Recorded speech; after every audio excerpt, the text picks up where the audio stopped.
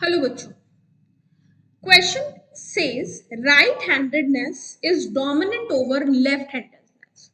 Right handedness को मैं capital R ले रही हूँ, लेफ्ट हैंडेडनेस को मैं स्मॉल आर। ठीक है। मोस्ट प्रोबेबल जीनोटाइप की बात हो रही है with two right handed parents having a left handed child. ये कह रहा है कि दोनों पेरेंट अगर राइट हैंडेड है तो क्या प्रोबेबिलिटी है उनका लेफ्ट हैंड चाइल्ड को, क्या प्रोबेबिलिटी है कि ऐसा सच्ची में होता है? बिल्कुल होता है। तो अगर उनका लेफ्ट हैंड चाइल्ड है और राइट हैंड को ये प्रोबेबल डोमिनेंट ही बता रहा है, तो दोनों पेरेंट में एक बात क्लियर है कि दोनों पेरेंट ही प्योर राइट हैंडेडनेस के अलील्स के साथ नहीं है। दोनों पेरेंट्स में ही कैपिटल आर वाला कॉम्बिनेशन है ही नहीं, है ना। इसका मतलब कि जो दोनों पेरेंट्स है वो हीट्रोजाइगस है। वो हीट्रोजाइगस क्यों है ये भी बताती हूँ, क्योंकि उसने हमें बोला है कि जो दोनों पेरेंट है वो राइट हैंडेड है। तो राइट हैंडेड है मतलब उनके पास डोमिनेंट अलील है।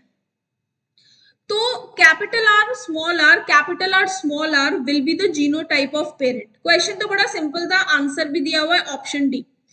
पर ये प्रूफ करके देखो क्या उनके पास कोई प्रोजेनी आएगी जो लेफ्ट हैंडेडनेस होगी। बना लेते हैं पुनेट स्क्वायर बनाएंगे तो क्या मिलेगा? Capital R capital R capital R small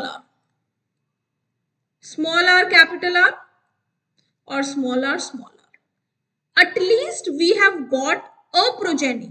We have got a progeny which shows left-handedness. एक प्रोजेनी ऐसी है राइट जिसने हमें लेफ्ट हैंडेडनेस दिखाई है।